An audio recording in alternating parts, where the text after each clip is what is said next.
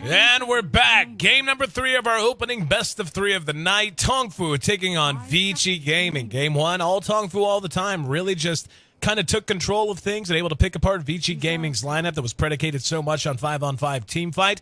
Vici Gaming, though, bounced back quite well and quite admirably in Game 2. Of course, helped a little bit, if we're to be honest, by some mental lapses from TongFu. One particularly devastating black hole. Actually, there was a couple of really, really good ones, but one in particular late into the mid-game stages of the game, really just turning things around and giving the full momentum to Vici Gaming as they managed to force a Game 3. I'm your host, Aaron AC Chambers, joined by Merlini. And Merlini, we've seen both of these teams play well at times, play bad at times. Seen some great individual performances out of ZSMJ in particular, some hit and miss, both figuratively and literally, performances out of ROTK, who has played Clockwork twice in a row now. Looking ahead to Game 3, though, we're going to have another Chen on the board. He'll be paired up with the Weaver, and Troll Warlord makes his return paired up with the Visage. Yeah, and nothing unusual about this draft. TongFu looks like they're trying to go with a very similar draft to Game 1, though, where they had much more success than Game 2. So I believe this was the exact same draft. The first pick Visage with the second pick Troll Warlord. The problem is, will Vici actually have a solution for it this time? And TongFu actually banned out Timbersaw in the second phase of the first game, I believe. Or I'm pretty sure they did. And Vici will actually pick it up this time. Yep, Timbersaw, grabbing the Timbersaw in the first pick coming out of the second ban phase. Taking a look at the bans, we can see Vici just trying to get rid of some mid-game monsters in Spirit Breaker and OD. On the side of TongFu, not wanting to face a super played DK again. We saw just how effective he is on that hero, and taking the Alchemist out as well. So looking like, at this point, it looks like Vici doesn't anticipate that the OD could have been, or that that Troll Warlord may necessarily go mid, as they did go ahead and ban out the OD. But nonetheless, I'm really interested to see how Vici's going to approach this Chen pick. We talked about it, and we saw it in Game 2. Chen, a hero who wants to get active early. We saw ZSMJ play a phenomenal Chen levels 1 through 6, but then they just never really got all of their artillery moving in the same direction at the same time to put together those big pushes that a Chen lineup tends to characterize. This time, though, going to have the help of the Timbersaw. With a good start, some decent levels, and 1 or 2 items to help mitigate his mana issues, Timbersaw can absolutely take over a mid-game. And they've actually opted to ban out Alchemist. And I thought they were going to run something similar to Game 1, but with that banned out, it looks like we may see something different. Is Vici going to actually ban out Spirit Breaker, though? I still think Spirit Breaker is pretty good. We just saw it completely shut down Weaver in Game 1. Not that Weaver has been that big of a deal, but he still shut it down very, very heavily. And it's not that great versus Chen or Timbersaw. I don't think they'll use it. Lifestealer is actually still in the pool, too. Spirit Breaker actually banned out by Vici, too. So I guess that's out of the question. Yep. And looking at what Vici has with the Timbersaw and the Weaver, I mean, obviously the Chen will be in the jungle. I was going to say, are they going to end up farming the Weaver and sending the Timbersaw off lane? Then they would need another mid. And picking up Puck, that gives them some much-needed reach. And TongFu going to answer with a Rattle Trap pick of their own. So all 3 games here in our first series going to feature a Clockwork. This time, though, the first time TongFu will be handling the hero. And really, TongFu just has kind of a stable lineup. They got a little bit of everything. You've got push and damage and nuking out of Visage. You've got Troll Warlord and his ability to take over the mid-game or farm him late if you really want to. Clockwork's ability to initiate and counter-initiate. And Rubik, one of those supports that often characterized as a defensive support, can nonetheless be played aggressively if you really want to. If you're able to get up a Blink Dagger or a Force Staff and that kind of a thing. But just looking at the lineups on paper, I think it's going to be Vici who's going to be looking to take fights and force fights on their issues right from the beginning. Yeah, looks like it. TongFu, I'm not completely sure why they picked Clockwork so early. It's not good versus Timbersaw. It's not that great versus Puck. It's like mediocre versus Weaver, and it might just lock Troll out of their own cogs. I guess he can just always switch into range for him, but they don't really have anything that's fantastic to follow up with. No Black Hole, no Mystic Flare or anything like that. So I'm a little bit strange. I'm a little bit confused as to why they picked it up. I think they could have just something very standard, like a Darkseer. It's very good counter initiating that are somewhat lackey in team fight right now. They can buff Troll with the Surge and the Ion Shell. I think it would have been a much more stable pick. Clockwork, I don't know. We'll see. Winning on the 5th pick to come out on both sides. Last 2 bans, that's Storm Spirit and the Shadow Demons. So TongFu getting rid of another defensive support. They could have gone the way of Vici, and And Vici just not wanting to have that Storm Spirit ready and able to jump on a Chen, for example, and take him out of the fight. They're going to go ahead and grab Crystal Maiden, adds a little bit more AoE damage and certainly some very strong early level potential and some very strong ganking potential, which is something that TongFu is going to have to be very, very aware of, especially since it looks to be that Troll Warlord one would imagine setting up shop in mid. And if that's the case, they will have another carry they can pick up here. The Lifestealer, as you had mentioned, is available, as well as the myriad of agility heroes, depending on what they want to pick. But I do like that Crystal Main pickup from Vici, and I wonder if we'll see like we saw last time around. I can't even remember if it was Vici that did it. It might have been, where they did a kind of a cool build on Crystal Maiden. They went 1-1-3 and maxed her aura. That way they could just fight as often as they possibly could. Yeah, that was a pretty cool build, and I would like to see that from them. I think they definitely can put a lot of early game pressure on TongFu. They don't have like the best anti-push. They don't have like the best team fight or the best like follow-up after the clockwork initiate. And I think they can exploit that weakness in TongFu's lineup. Still waiting on that 5th pick. TongFu taking their time. They're into their bonus time, but I can see bad things happening for TongFu if Vici's able to really get everything together. Land a 2 or 3 man coil, catch him with a Chakram, freezing field after that. Then, of course, the Nova and Frostbite. But I think Chen and Crystal Maiden, we're going to see a lot out of them early on. Again, especially with the Troll Warlord being in mid, at least by all accounts. Clockwork is going to be a very appetizing target as well. And in that off-lane position, should have no problem ganking him out a number of times. And it really does help Crystal Maiden and Shin both to be played that way. I mean, CM as a lane support, she does have a very potent level 1 through 5 skill set. They're actually going to go ahead and grab the Shadow Fiend. So we'll see how they want to lane this. They could end up safe laning the Troll or the Shadow Fiend. One would imagine the clock will definitely be in the off. And nope, they're going to mid the Warlord. So we'll be Zoe farming the Shadow Fiend out of a tri-lane. Well, it looks like they're taking a page out of Vici's book, seeing how effective 2-2 played it and trying to use it for themselves. Loading in game number 3 of this best of 3. TongFu versus Vici now. Mentioned this before, Vici and TongFu have faced off a couple of times recently, and TongFu, actually, I'm pretty sure they faced off 3 times in the last couple of months. I looked that up before we got going, but that seems to have slipped my mind a little bit. But nonetheless, they have faced off a handful of times, and oh, good. There we go. The cursor sometimes just doesn't want to show up when we load into a game. But they faced off 3 times in the last couple of months in their current iterations. And TongFu does lead that series 2-1 in the last 3 meetings. However, the last time these 2 teams met, Vici did beat them 2-0 in the Ace Dota 2 League. So TongFu definitely susceptible to what Vici can make happen across the board. And both teams moving on. I'm interested to see what kind of shape this laning phase takes. Wonder if TongFu is going to try to do something creative in terms of moving around that Rubik and that Visage. I think that the pressure is on Vici Gaming this time, similar to game 1, where if they don't do anything to TongFu's lineup and just let TongFu form up BKBs, they're kind of screwed. Yeah. And Weaver is not the best carry, and we've seen Weaver just not really do too much today. Probably combined record of like, I don't know, probably like 3-10 or something like that. We see TongFu all 5 men in the opponent's jungle right now. If they just let Zoe farm and secure farm for both those carries, Moo and Shadow Fiend, I think they can win. They just need BKBs. Again, Vici has nothing versus BKB. All they need to do is just play passively, very similar to game 1 in that sort of play style. Not similar in draft, though, because they don't really have the space creator in the Space Cow that we saw in the first game. Spirit Ranger discharge constantly, but they don't really have that this game. Clockwork can't really solo kill people that often. Who's he really going to catch besides the Crystal Maiden? The horn blows. Both teams pull back across the river. Let's take a look at who's going to be handling who. On the side of TongFu, we will have Zoe playing on our Shadow Fiend. Sansheng will be back on the Visage. He's played fairly well so far tonight. ZSMJ, who honestly, even though TongFu lost game 2, I would give him my early MVP vote for this series before game 3 obviously gets underway. He has just played so well from that support position in a variety of ways.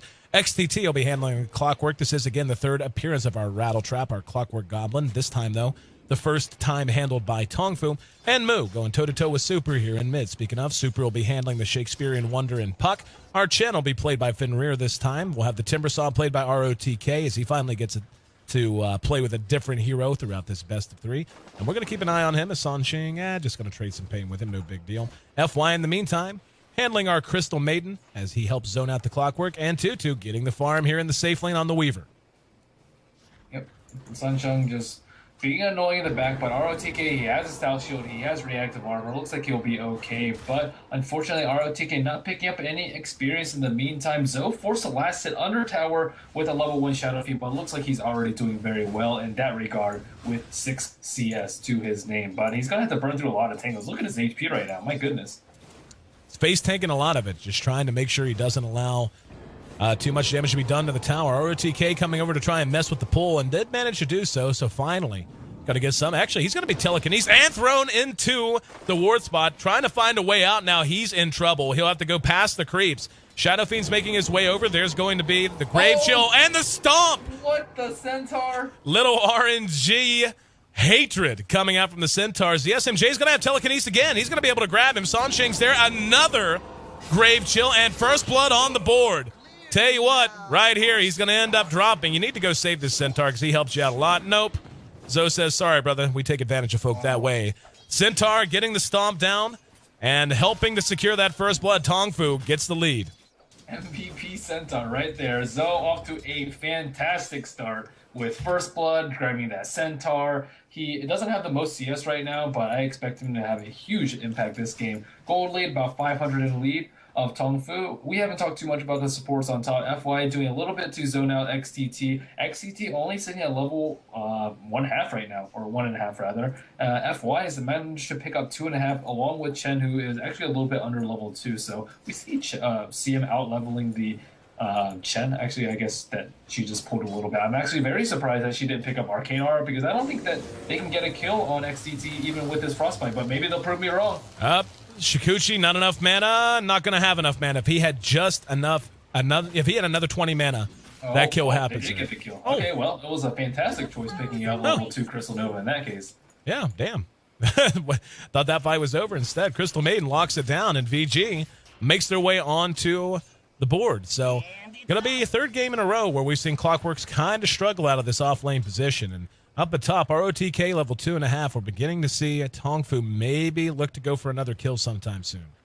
Yeah, ROTK definitely been struggling in this series, though. He has fed early kills, I believe, in all 3 games in offlane, and you really just can't afford that unless your team is just getting so much out of it. Luckily, his tower hasn't been pushed yet at all, but still he's just forced to just have a staring contest at these supports. Trying to soak what XP he can. He did pick up about a creep's worth there, but as of right now, some leering looks being exchanged. Songshane and ZSMJ just happy to hang out and make sure that if he comes one step too far forward, it will be a kill. Invis activated here in mid by Moo. Looks like he's going to go for a little harass and wait for the puck to come back forward. Super will end up eating it. Nope, never mind. Just going to go ahead and go for the last hit. So very quiet early laning phase here, Merlini. 4 minutes in, and you know, you have to expect one or both of these teams to begin roaming a bit. Oh, hang on. As soon as I open my mouth, ROTK engaged upon down at bottom. We're going to have a rotation over from Sansheng. He will be slow there. Tardy to the party. And nope, he's going to go for it. Grave Chill, not going to be used. Instead, just trying to cut this off. They're trying to take down the bottom tier 1. Yeah, I think Zoe should have double raised this creep wave. He didn't actually double raise it, and now the creeps are going to be massacred by a Whirling Axis and into a Fade Bolt, but Moo with a DD. He's not level 6 yet, but it will guarantee him the tower. Puck gets a little bit of free farm in mid, but XCT in a lot of trouble on top. There's smoking from behind. Looks like he will be caught out. This is what we expected to see. Shen and the Crystal Maiden getting active. 2-2's right there. Does have enough mana for another Shikuchi, but won't even need it. In the meantime, they're going to go ahead and force the issue down this off lane, or excuse me, the safe lane for TongFu, the off lane for VG. As Moo continues to just do massive damage with that DD, this tier 2 is already down to a quarter health, and they are glyphing the top tier 1. We'll see if they want to react, and they do. They've got someone landing in and a couple there already. XTT going to go headhunting. Doesn't have a hook because he's just level 3, but using battery assault through cost bombs for FY. We'll be able to cog in our Crystal Main. Songsheng eating a lot of damage. Got off the soul assumption, but they end up trading the Visage for the CM. I don't know that that's worth it at all. And Chen actually ends up getting a tower super. Meanwhile, gonna pick up another kill on XTT. Just a little bit of lapse, really. I mean, another kind of mental lapse for TongFu. That was just not a worthy exchange. You want your Visage ahead, getting up items like Medallion and so on and so forth, and trading it for a Crystal Maiden, just well not worth it at all, especially when the Clockwork hung around a little bit too long and ended up dead as well. Make it 4-2. VG doubling up TongFu here in Game 3. Vici hasn't killed any of the important heroes on TongFu, though. They've only killed each of the supports once. Actually, they killed Clockwork 3 times, but they killed Clockwork 3 times and Visage once, and CSMJ still hasn't died yet, but Troll and Shadow Fiend with those two early towers on bottom lane, that's just going to speed up their BKB. They can farm the stack camps very easily. ZSMJ sitting at level 3 right now, pretty close to level 4. I'm not sure if he should have been in a top fight at all. I think he would have been there for anti-push with the Fable, really effective at stopping a lot of damage to your towers. Vince is not the best hero at that.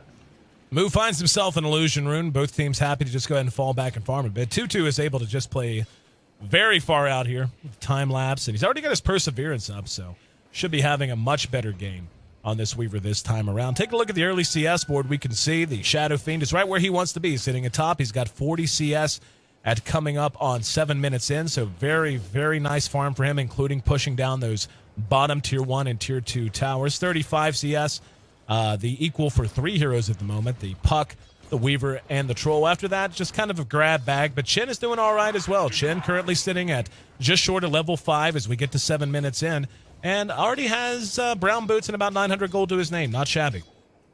And Shadow Fiend looks like he just spent his gold on something. He actually just picked up a Shadow Amulet, so it will be a Shadow Blade rush and not a BKB rush. So probably Shadow into BKB, though. They definitely need BKB this game, no question about it.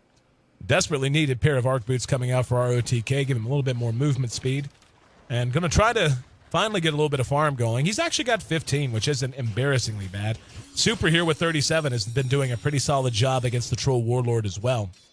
But yeah, it looks like both teams just content to hang back and farm some core items, not really feeling any sense of urgency at the moment. Yeah, Fenrir just meanwhile trying to get level 6. No mech in sight. He is a little less than halfway there. Mu smoked on bottom, trying to check the rune. Looks like they're going to catch out ROTK. And here we go. ROTK spotted. They're going to chase him down here in mid. Looks like they are going to rush the high ground. And ROTK able to timber chain himself to safety up near the Ancients. Here comes Finn. They don't have a glyph. They're not going to get there in the mid tower in time. Yep. The Ursa Creep taking the brunt of the damage there. And there's going to be a coil spin on Song Sheng. 2-2's right there. He took the back door in, and Song Sheng will be right-click down. Now, ZSMJ's out a bit too far. Super there. 2-2 will be telekinesis back. Here comes Mu looking to do damage. Super caught in the cogs. Mu will be cleaned up as well. In the meantime, here comes Zoe looking to track down and do more damage. However, Vici Gaming looking damn good to be 8.5 minutes in, Merlini. We're talking 7-3 right now. They took yet another tower, even though they lost the tier 1 and tier 2 bottom.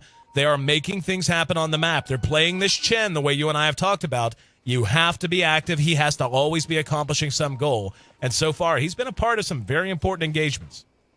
Yeah, and I think it was very smart of them to have this sentry in mid. They know that TongFu doesn't have vision in middle, so that they can just sneak a quick push in while TongFu is out of position. They had Zhu looks like he's going to die to this DD Weaver right now. Brave Chill's there. 2-2 going to go for it. We'll be able to get it. Mu's there, doing what damage you can. 2-2. Oh, wow. Blown up with one soul assumption. And he was about half a second away from having Shikuchi up and running, so pretty much an even trade there.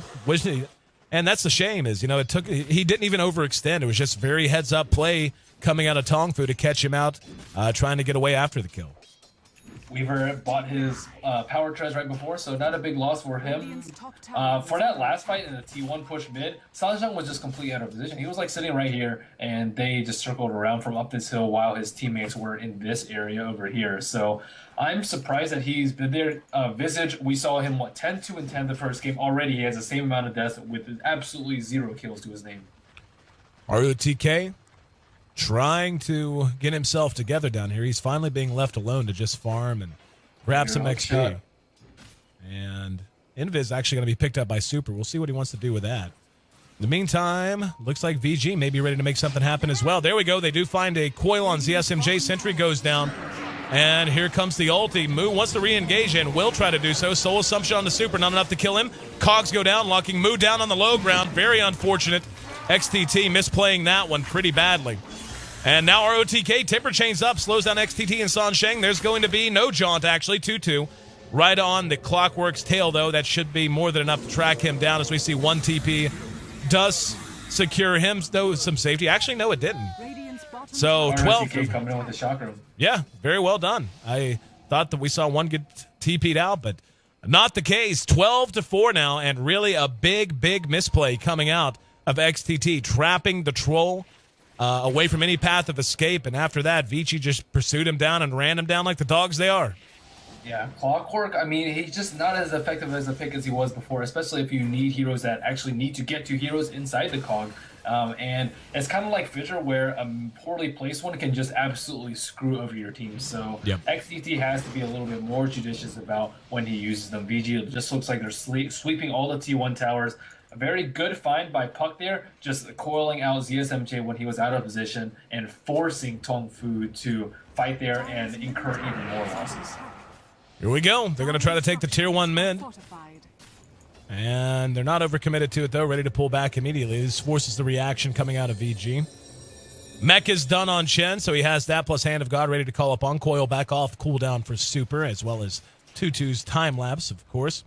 And ROTK with the point booster now beginning to feel a little bit more tanky. Now finally into the 4-digit territory in terms of health before reactive armor kicks in. They're going to smoke, though.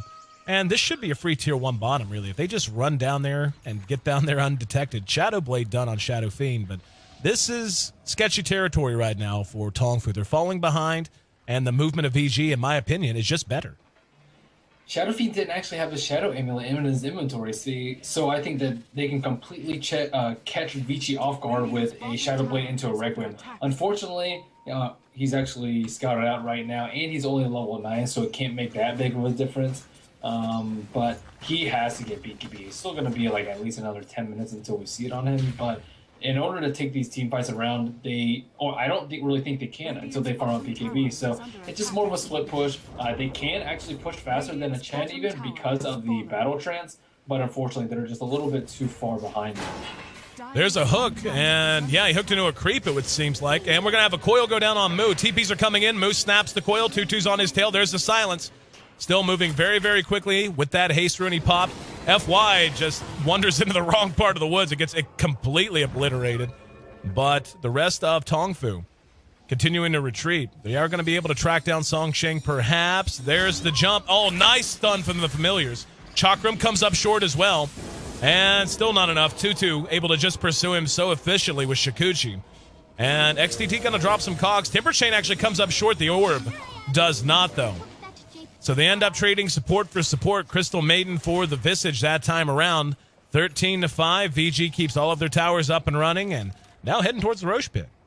Sancheng needs a TP scroll on him. If he had a TP scroll, he could have just TP'd out. CM was already dead. They used Dream Coil. They have no other stuns besides those. Roche, the next target. Taking a look at the goal graph, we can see Vici has built themselves a pretty impressive lead thus far, coming up on 4,500 gold at just 14 minutes into this game. The experience right in the neighborhood of 5,000. When you take a look at the pure net worth, the Weaver's on top. After that, though, Shadow Fiend and the Troll Warlord. So even though they're down, they're certainly not out. Still a lot of Dota to be played. But so far, I really just feel like Vici has outmaneuvered him. They have just been making better decisions than TongFu has.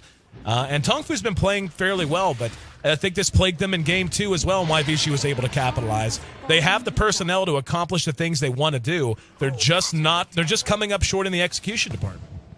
I agree with you there. And Fenrir on the Chen has been playing like an absolute monster. 3-0-5 on the Chen, taking down all 3 of the T1 towers as well as Roshan prior to 15 minutes, as well as completing Mech, Brown Boots, and 1,100 gold. So we see some fantastic Chen play in this tournament.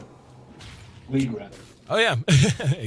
Completely agree with you. The Chen play, and it's fun to see the hero played by so many different teams, and I'll look forward to seeing it in the West, of course, as we know the absolute monsters on that hero. Ake foremost among them, Puppy, so on and so forth. But is this going to be a free tower? Are they going to counter initiate? They're going to try to. They don't manage to get the deny, and yeah, they decide not to pursue out. So Vici at the moment continuing to play a little bit passively. And Shadow Fiend about halfway to his BKB right now, sitting around 1,800 gold. Both teams kind of just looking to play, I guess, passive right now. Vici wants to take a tower right now. They have the Aegis, but they don't really have any T1s right now. And TongFu has been doing a good job of keeping the side lanes pushed out so that Vici usually has to make a trade if they want to get down as 5 and moving around. ROTK pretty close to his Bloodstone too, so VG's doing very well in terms of farm. Super picked up his Blink Dagger. Up, nice coil, gonna catch a Shadow Fiend, goes undercover a Shadow Blade. The AoE is not enough. They did it blind and were unable to finish him off. That's got to be disappointing. ROTK could have Whirling Death while he Timber Chain. He didn't get that off, and I think that would have killed Shadow Fiend. It is a level 2 Whirling Death. It would have been really close. He was sitting like, I think, a little bit under 110 HP, so it would have killed him. I'm surprised he didn't do that. You can actually cast spells as well as grab items while you Timber Chain, but ROTK doesn't seem to do that. 2-2, now down on bottom, leading the charge. After that near kill, they know Zoe has to go heal up. They want to get something done here. ROTK using Chakram to make some space. He's going to be telekinesis, though, way too far forward. Super does blink in. Can he get anything off? Manages to phase shift away from the Soul Assumption. And that could have gone very, very much worse for VG than it did. And TongFu, again, just in the execution department, coming up a little bit short. They're trying to challenge this, but the AoE just too big. XDT has a hook ready. He's looking for it. Zoe, in the meantime, has Shadow Raises. And the Glyph is used just to buy time. There's a Frostbite on XDT. ROTK's there. Here we go. Jumping in, phase shifting out again. They managed to get the Rubik. ROTK going to charge in. Here comes the Requiem from Zoe. Damage is there, but it's not nearly enough. Zoe. Another missed hook shot. Right now, TongFu is just being run out of this bottom lane. And we're going to see ROTK go ahead and Timber Chain up to the high ground and get the kill, along with a little help from Super. Moo has to back out lest he be next on the list. And they get the Shadow Fiend as well. TongFu just out of position, being pursued out at all angles. Oh, is he going to escape? No, nice. Wow. Fenrir showing his teleport chops. Manages to get his buddy back to safety. And all this time, by the way, Weaver didn't even lose the Aegis. So they can fall back and look to do this all over again at Tier 2 mid as soon as we get a heal up on ROTK. I thought that they were going to initiate on Super. Super got stunned out as soon as he blinked in the first time, and was just able to orb out, even though he was only level 9. So at level 9, you only have level 1 phase shift. Or actually, he doesn't. You only have level 1 phase shift. So I thought he was going to like hook shot them from here to here, like right before he orbed out, and then that would have probably been the end of the push. They're forced to retreat. ROTK's out of position without any blink backup, and they could have repelled it from there. No Aegis on the puck, but unfortunately just unable to connect. I think that's 3 missed hook shots this game, and it seems to be a common theme with the Clockwork players, 2-2 in mid. Showing off the Lincolns the first time. Time lapses away. Following the telekinesis, hook comes off again, falling a bit too far east. And now Moo's going to be frostbitten. Here we go. BKB's forced out. Super eating a bit of damage. DSMJ hooking up with them as well. And VG, again, just better positioning. And forcing that BKB is a bit of a big deal, really, on that troll. He has to, his BKB back up in 70 seconds, but they're right in mid lane and ready to push down this tier 2. Him not having BKB here would be an absolutely huge deal. And they're not even going to try to defend this, I don't think. Up and hang on. Zoe's going to end up being caught by a coil. Here comes Timbersaw in. Throws out the Chakram. And cogs go down. Do they want to follow this up? At this point, it's a free tower. Yeah, wisely. They decide to pull back. Again, Moo with his BKB on cooldown just cannot come to this fight reliably. Sashang has lost so many bats this game, too. I think he's probably given away at least 500 gold, I think, from the Vintage player desk, and he doesn't even have him up right now. Still a whopping 100 seconds until he can summon another pair. Aegis reclaimed in 60 seconds, but even though it's not been popped, I would say VG's gotten their money's worth out of it, just being able to play this aggressively. And ROTK finishes his Bloodstone as well. So even though he had a bit of a rocky start, he's certainly been able to bring it together and be a big part of his team's success so far this game. 2-1 on him, managing to play from behind. 6-1 on our Weaver. 3-0 on the Chen. Fenrir has played a phenomenal Holy Knight. Zoe, even with this level of farm, he's highest on the CS charts right now, but his net worth is about 1,000 less than Weaver, but he can't really do anything without BKB. I mean, I like Shadow Blaze sometimes when you're having free farm, but if you can't get your BKB at a reasonable time, the item is just it just slows you down way too much. I think he should have been able to split push a little bit more, considering how much Vici has been 5-manning, but they only have 2 of the T1s. They haven't even gotten to 1 in mid yet. And VG clearing off the last of the remaining outer tier towers. This game has officially gotten out of hand and has been out of hand for quite some time. As we can see, Vici Gaming, following the death of that tower, will have a 5 digit lead in terms of gold, the experience right in that neighborhood as well. And we're just 20 minutes in, man. Having a 10,000 gold lead. Oh, they barely missed a Dream Coil on him, but this may be the turnaround that they're looking for. Super does manage to get away. Sole Assumption is there. The mech coming out of Fenrir saved it for sure. XTT locked himself in his own cogs and ends up dropping because of it. Tell you what, this has not been a good night for Clockwork players. We have seen problems on both sides. A lot of major mistakes from ROTK in game 1 and 2. And this time around, XTT showing that, hey, you know what? Clockwork tough to play effectively, and now we know why. Moo as a DD. I thought he was just going to go man mode on 2-2, but 2-2 still has time lapse up. He has no way to detecting him. I think you just go for the hope on the stun lock there. I just want you to look at how starved, and granted it is 22 minutes in, so you can only expect so much, but just how starved the supports from TongFu are. Vici sitting on brown boots, a bracer, and a magic stick, not even a magic wand. And the Rubik, poor guy, has arc boots and a magic wand and nothing else. He's got 500 gold to his name that he's going to need to hang on to just in case he has to buy back at some point. Now at top, or bottom rather, Moo will be harried by 2-2, but able to make it away. But compare that support farm to what's going on with VG. With the Crystal Maiden, she's already got up an urn, plus a Staff of Wizardry, plus Tranquils, plus a magic wand. And the closest other thing, of course, Fenrir, who has up his mech already to go with his arc boots. And hell, the off-lane ROTK, again with a Bloodstone, and has enough gold to grab his tier 2 boots now. And we're looking at a 22-minute BKB from Shadow Fiend. 3-2 right now, even worth that first blood start. Consider Zoe was in the safe lane in the 3-on-1 situation. ROTK died at the very start and gave Zoe first blood, but still only having this much farm 22 minutes in. I think a lot of it has oh, wow, he whiffed that coil.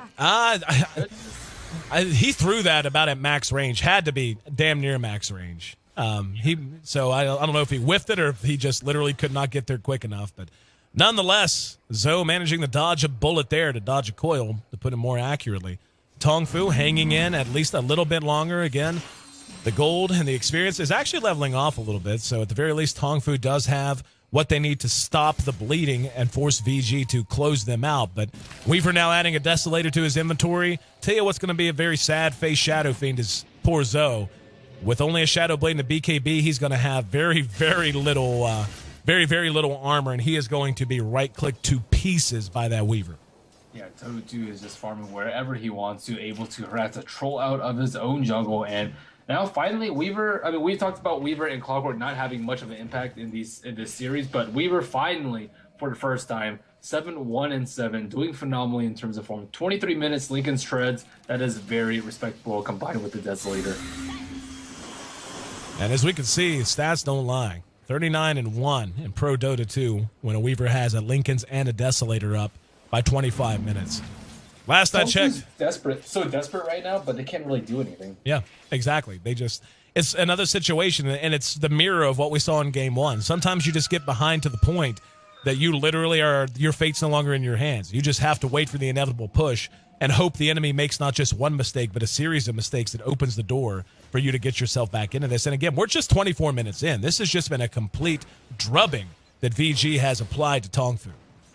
Yeah, Vici was under a lot of pressure early to actually make things happen, but they certainly did. They came out guns a-blazing, getting kills all over the map, taking down all their T1s and T2s already. ROTK may die in mid, though. And there's the hand of God to help him out. Chakram joins back up with its owner. Here comes Tutu. He's going to spot Zoe, and Zoe is very low health. Oh, timed it out perfectly. Shadow Blade's there, though, and no detection, so Tutu tried to blow him up in time, not able to do so, but that's going to free up Roshan, knowing that Zoe is in no shape to come fight, and with the armor reduction from that Deso, this Roshan should drop pretty damn quick. Yeah, this game should be over fairly shortly. I think Troll Warlord actually has a BKB, so maybe they can man up, but really, how are they going to kill Weaver now? I did not anticipate Weaver getting this many items. He's going to have an Aegis to his name. He can just right-click the TongFu carries during their BKBs and probably drop them down. They kind of need a medallion that would be a little bit better for them. Timbersaw picked up his boots of travel, so split pushing won't be a problem. Zoe adds a Helm of the Dominator to his inventory. Gives him a little extra armor, but not a ton. Basically negates the Deso effect, but certainly don't want that when you're already pretty damn squishy. And again, the support's so anemic on the side of TongFu. basically they have to hit everything perfectly. They're going to need the best hook and cog that XCT's had all game. Their troll is going to need to be able to get maximum usage from his BKB and really blow at least one hero up while that BKB is active. And they're going to have a hell of a good Requiem, probably coming from Vici familiar stuns, because that is the most reliable lockdown they have at this point. Yeah. What is going on? Do you see the chakram down here? We're at on bottom? Yeah. Yeah. Yeah, it's glitched. So sometimes you have that.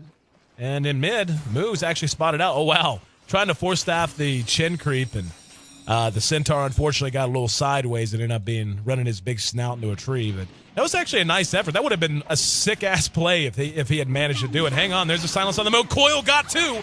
BKB forced out as the SMJ pops his. Tutu's right there on him, trying to right-click him down.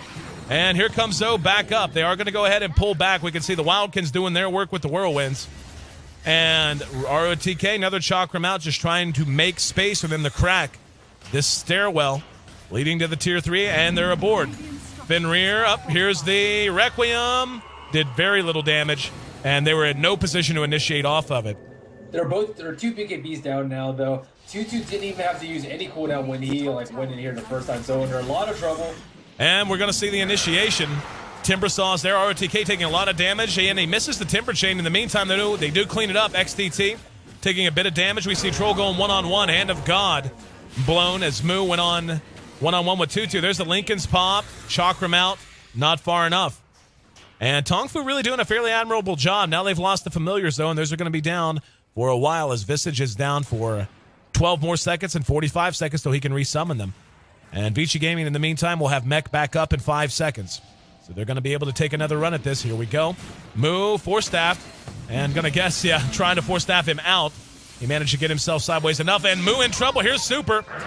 And face shifted out, gets the silence off, and the rest are there to try and follow it up. TongFu, though, doing good right-click. Nice time-lapse from Tutu, kept him alive there as he was eating a lot of right-click damage off of Zoe. TongFu really doing a phenomenal job here, Merlini, of extending this siege. Yeah, they haven't gotten any kills yet except on Puck, and they still have the Aegis on Weaver, and that's going to expire in like a very, very long time. He's our main damage dealer right now. He can take down his tower very, very quickly with that Desolator. Looks like he's trying to find a way to move in. Earn charge, getting him back in fighting shape. Moo's still there. Rubik will be back up in 2 seconds, and they'll be back in full fighting shape, and they got to pull back. That's a huge win for TongFu. Given the way that started. Being able to delay the game is definitely to their benefit right now. 2-2, grabbing the BKB up. But, yeah, I mean, the fact that the way that entire siege started was with a two-man coil that ended it with the death of a Rubik. And they were able to hold it together 4 versus 5, even with a really poor Requiem, if we're to be honest. Zoe's Requiem did very little. Yeah, I agree with you there. Can they really come back, though, through extensive turtling? Maybe so. I mean, their two carry heroes are doing okay in terms of net worth, 12,600 on Shadow Feed and 10,800 on Troll Warlord, but Weaver still has 15,000, and that's not stopping anytime soon. He has his BKB in his stash, he has a Desolator in the Lincolns, he's just super far right now, and can probably 1v2 those in team fights. We can see an attempt at Tier 1 mid. ROTK there, able to ward it off with a well-placed Chakram. And Fenrir with a force staff of his own.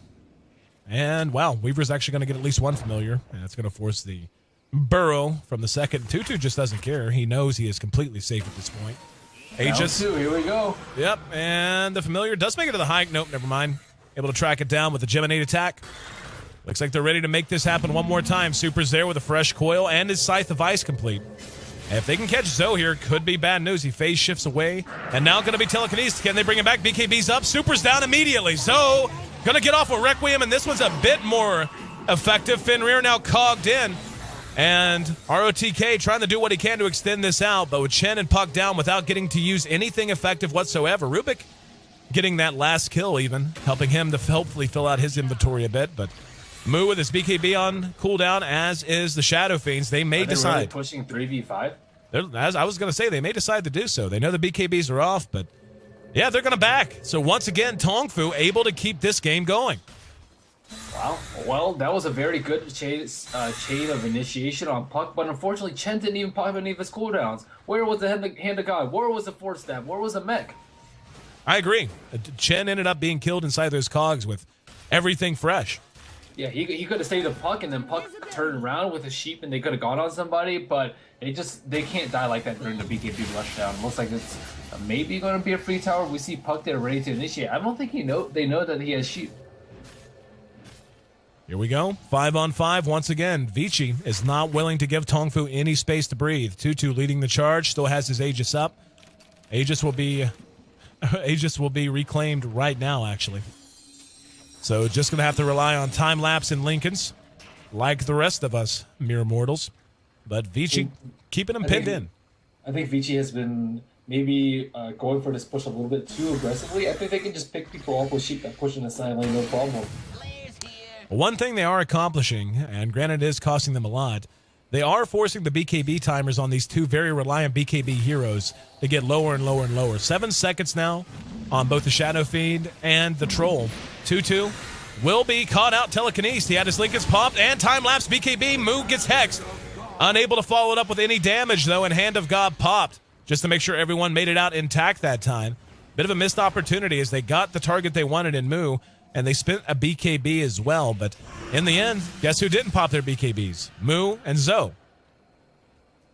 Pretty big fight for them actually, there. Zoe did. TongFu just doing a fantastic job of holding right now. The kill difference was probably like, I don't know, 20 to like 7 maybe.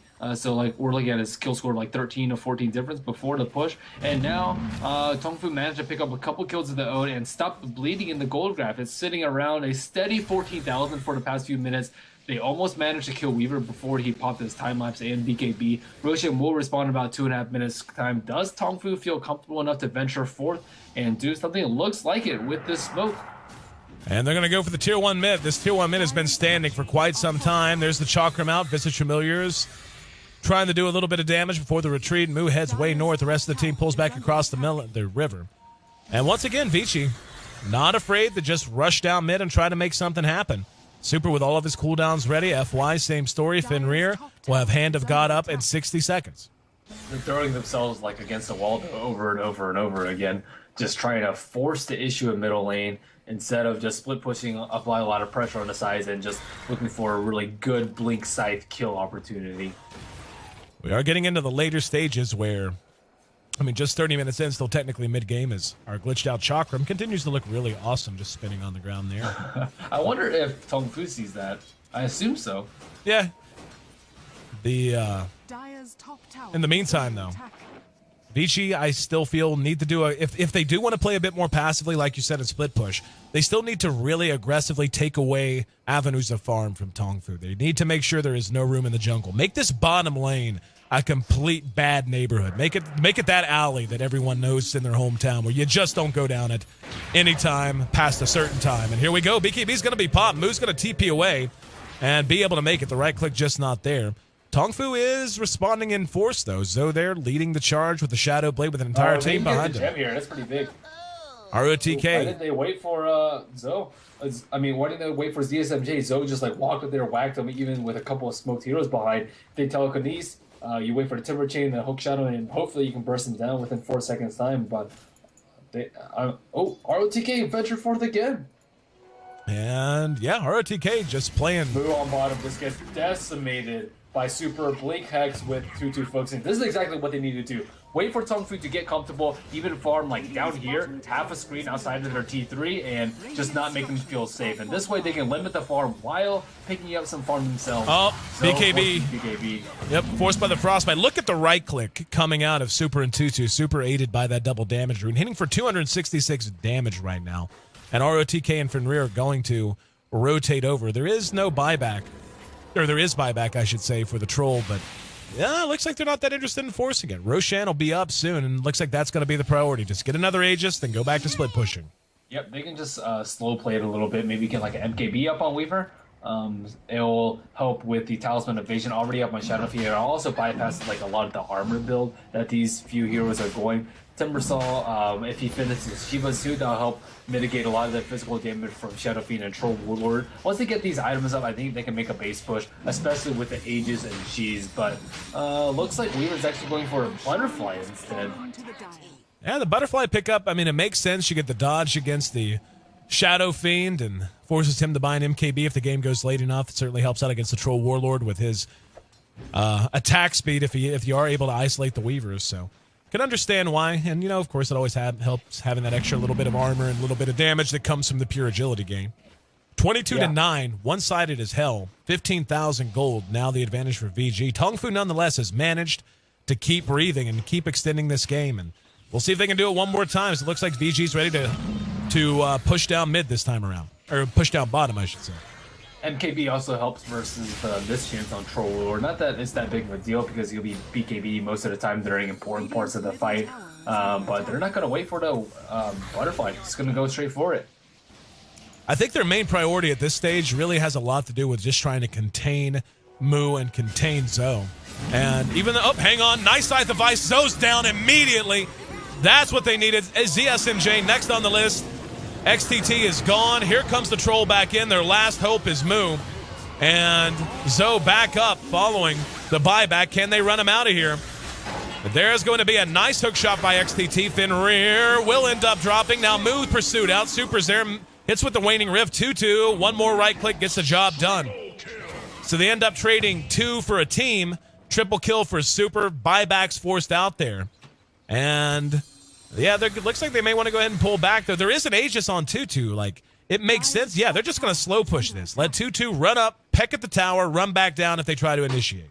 Yep, Blink Sheep again, just going in for the kill. If they can kill Zoe one more time, I think it could be a T3 tower, but still very dangerous position for Vici to be in. They don't really want to lose a jab. They don't really want to waste their Aegis and cheese. They got a lot out of it. They killed Zoe, forced them to buy back, and the Sheep is really coming in handy on Super.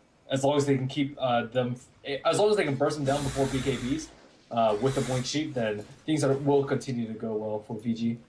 Really like this Shiva's pickup on the Timber Saw. I mean, not an atypical item at all, but just having the slow, the extra survivability on top of how much mana it's going to lend to his mana pool to help him maintain his presence in these fights along with that Bloodstone. Speaking of Bloodstone, 14 charges now for ROTK. He's in good shape. He's going to be pretty darn tough to bring down at any given stage. Well, let's look at the Roshan timer. A little under 3 or a little over 3 minutes time for the respawn. So Vici has some time to make things happen. They're ahead by 15 kills, but the kill... Bad news for Zoe. Zoe wandered into the wrong part of town. He's going to be picked off now. There's no buyback on him. He's down for the count. Down for 70 seconds, and that's going to be the butterfly done on 2-2 at the same time. And says, you know what? I'll take a little extra gold too. Thank you much. Godlike streak on Weaver. 14, 1, and 10. And here we go. This should be the last push of the game with Zoe unable to join the fight. 4-on-5, actually 3-on-5. I don't think the Rubik has buyback either. He does not. So both of them down for the count, and would imagine this is at least one set of racks, maybe 2. Yeah, valiant defense by TongFu up until this point. Sungshun gets cheap, but no follow-up will come out. Where are their damage dealers? It's just Puck and Fenrir banging on the tower. ROTK is finally there to help out, and there is 2-2. I thought 2-2 was just going to split push bottom on his own, but looks like they feel better running as a crew and doing what they can. In the meantime, up at top, we can see Moose not even present for the destruction and the immediate rotation down the bottom. This should be enough to prompt a GG if they're able to get the second set of racks. Shadow Fiend will be back up. Butterfly's now done on 2-2. And down goes the tier 3. A little soul assumption damage done. Meching through it, though. And here we go, another nice scythe on the XTT. They're going to follow it up immediately. Mu goes crazy, doing what damage he can. 2-2 is locked down, and the Shadow Fiend gets off the Requiem. But still, the damage just not really there. These heroes from Vici, way too tanky. Nice chakram slowed down 2-2's right there. Good coil on the 2 remaining supports. Damage from 2-2. Yep. 2-2 is just wailing people. And didn't even lose his Aegis and all that. Dancing Queen. And we've got Dagon, because, that's as you do. Just the casual level 3 Dagon. And apparently laser beams enough to scare TongFu into a GG. Vici Gaming takes on the team sitting atop the standings. One of the teams sitting atop our early D2L Eastern Division standings. And after dropping game 1, wins 2 in a row to improve their record to 2-1. What a great performance out of this team. And, in a lot of ways, Merlini, people kind of question what you're going to get out of Vici. They're still a team everyone's trying to get their head around. And to be honest, I think they've showed us and everyone else tonight they can go toe-to-toe with the best in the world.